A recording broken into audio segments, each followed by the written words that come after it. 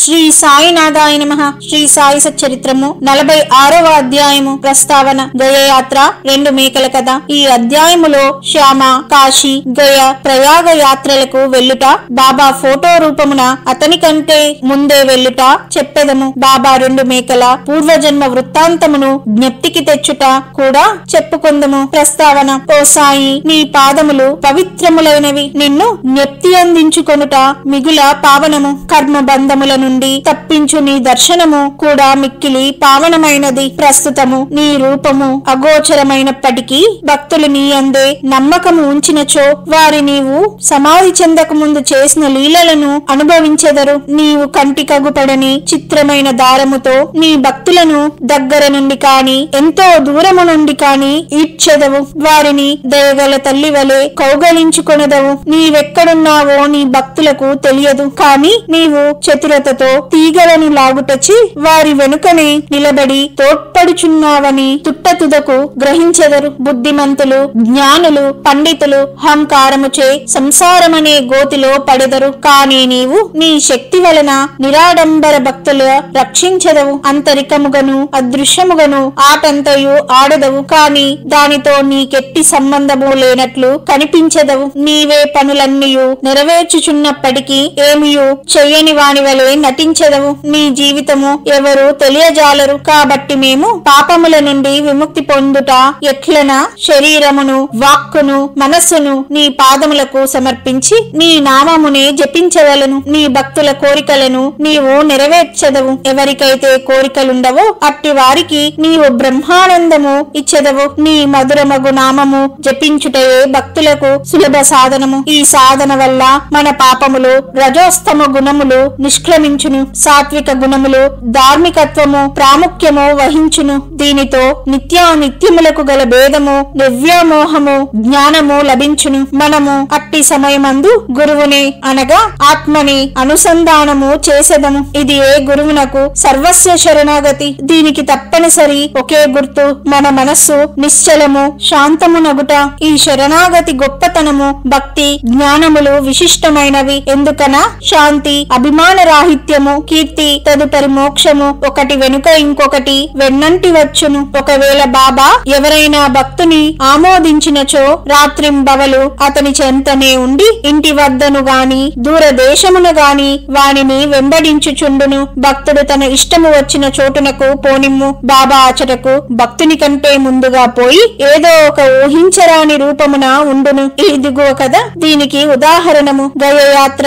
బాబాతో పరిచయం కలిగిన కొన్నాళ్ల తర్వాత కాకాసాహెబు తన పెద్ద కుమారుడు బాబు ఉపనయనము నాగపూర్ లో చేయ నిశ్చయించెను. సుమారదే సమయమందు నానాసాహెబ్ చాందోర్కరు తన పెద్ద కుమారుని వివాహము గ్వాలియర్ లో చేయ నిశ్చయించుకొనెను. కాకాసాహెబు, నానాసాహెబు చాందోర్కర్లిద్దరూ షిరిడీకి వచ్చి బాబాను ప్రేమతో ఆ శుభకార్యములకు ఆహ్వానించిరి. శ్యామను తన ప్రతినిధిగా తీసుకొని వెళ్ళుడని బాబా నుడివెను. తామే స్వయముగా రావలసినదని బలవంత పెట్టగా బాబా వారికి శ్యామను తీసుకొని పోవలసినదనియు. కాశీ ప్రయాగ యాత్రలో ముగిసరికి నేను శ్యామ కంటే ముందుగానే గయలో కలిసి కొనదా అని చెప్పెను. ఈ మాటలు గుర్తుంచుకొనవలెను. ఏలన అవి బాబా సర్వవ్యాపి అని నిరూపించును. బాబా వద్ద సెలవు పుచ్చుకొని శ్యామ నాగపురు, గ్వాలియరు పోవా నిశ్చయించెను. అచ్చటి నుండి కాశీ, ప్రయాగ, గయ పోవాలననుకొనెను. అప్పాకోతే అతని వెంట పోవ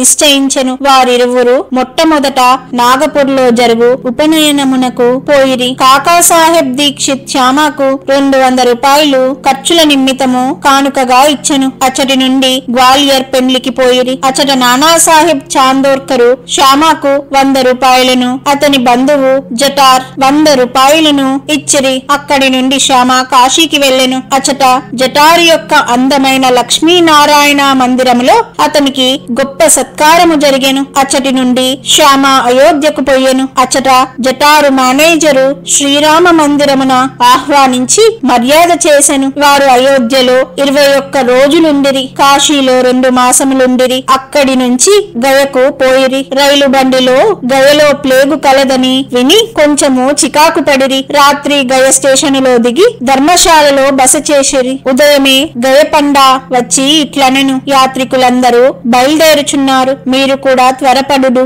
అచట ప్లేగు కలదా అని శ్యామ ప్రశ్నించెను. లేదని పండా జవాబిచ్చెను. మీరే స్వయముగా వచ్చి చూచుకొనుడు అనెను. అప్పుడు వారు అతని వెంట వెళ్లి పండా ఇంటిలో దిగిరి. ఆ ఇల్లు చాలా పెద్దది. పండా ఇచ్చిన బసకు శ్యామ చాలా సంతృష్టి చెందెను. అచట గల బాబా యొక్క అందమైన పెద్ద పటము అతనికి అన్నిటికంటే ఎక్కువ ప్రీతిని కలుగ చేసెను. అది ఇంటికి ముందు భాగములో మధ్య అమర్చబడి ఉండెను. దీనిని చూసి శ్యామ మైమరిచెను. కాశీ ప్రయాగ యాత్రలు ముగియేసరికి నేను శ్యామ కంటే ముందుగానే గయకు పోయేదను అను బాబా పలుకులను జ్ఞప్తికి తెచ్చుకొనెను. కండ్ల నీరు గ్రమ్మెను. శరీరము గగ్గురు పొడిచెను. గొంతు కార్చుకొని పోయెను. అతడు వెక్కి వెక్కి ఏడవసాగెను. ఆ పట్టణములో ప్లేగు జాడ్యము గలదని భయపడి ఏడ్చుచున్నాడేమో అని పండా అనుకొనెను. పండాను బాబా పటం ఎక్కడ నుంచి తెచ్చితివని శ్యామ అడిగెను. పండా తన ప్రతినిధులు 200-300 మంది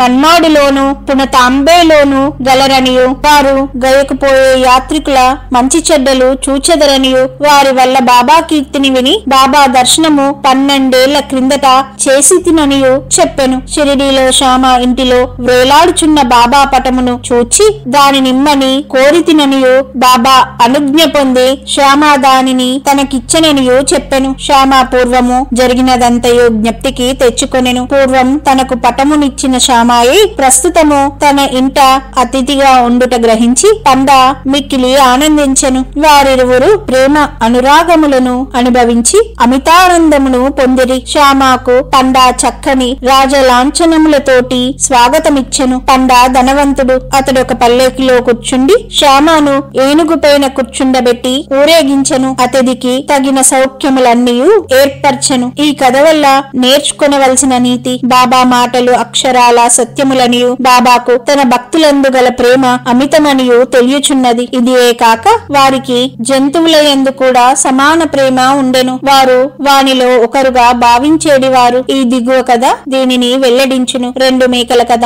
ఒకనాడు ఉదయము బాబా లెండి తోట నుండి తిరిగి వచ్చుచుండెను. మార్గమున మేకల మందను చూచెను. అందులో 2 మేకల మీద బాబా దృష్టి పడెను. బాబా వానిని సమీపించి ప్రేమతో తాకి లాలించి వానిని 32 రూపాయలకు కొనెను. బాబా వైఖరిని చూచి భక్తులు ఆశ్చర్యపడిరి. బాబా మిగుల మోసపోయేనని వారు అనుకొనిరి. ఎందుచేత అనగా ఒక్కొక్క మేకను 2 గాని 3 కాని 4 కాని రూపాయలకు కొనవచ్చును. 2 మేకలకు 8 రూపాయలకు హెచ్చు కాదనిరి. బాబాను నిందించిరి. బాబా నెమ్మదిగా ఊరుకొనెను. శ్యామ తాత్యాకోతే బాబాను సమాధానము వేడగా, బాబా నాకు ఇల్లు గాని కుటుంబము కాని లేకుండట చేత నేను ధనము నిలువ చేయరాదు అనిరి. మరియు బాబా తమ ఖర్చుతోని 4 సేళ్ల శనగపప్పును కొని మేకలకు పెట్టుమని చెప్పిరి. పిదప ఆ మేకలను వారి యజమానికి తిరిగి ఇచ్చివేసి వాని పూర్వ వృత్తాంతము ఈ రీతిగా చెప్పిరి. ఓ శ్యామ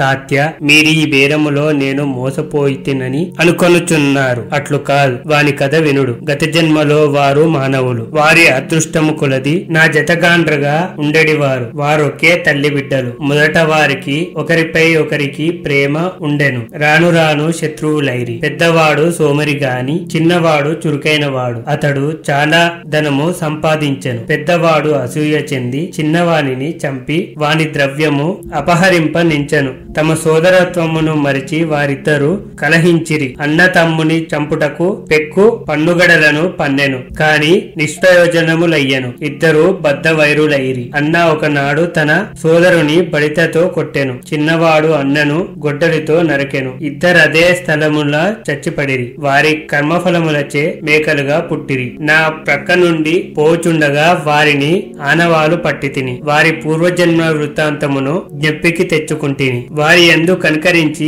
వారికి తిండి పెట్టి కొంత విశ్రాంతి కలుగజేసి ఓదార్చవలెనని అనుకుంటిని. అందుచే ఇంత ద్రవ్యమును వ్యయపరిచితిని. అందులకు మీరు నన్ను దూషించుచున్నారా? నా బేరము మీరు ఇష్టపడకుండుటచే నేను వాని యజమాని వద్దకు తిరిగి పంపి వేసితిని. మేకలపైని కూడా బాబా ప్రేమ ఎట్టిదో చూడుడు. 46వ అధ్యాయము సంపూర్ణము. సద్గురు శ్రీ సాయినాథార్పణమస్తు. శుభం భవతు.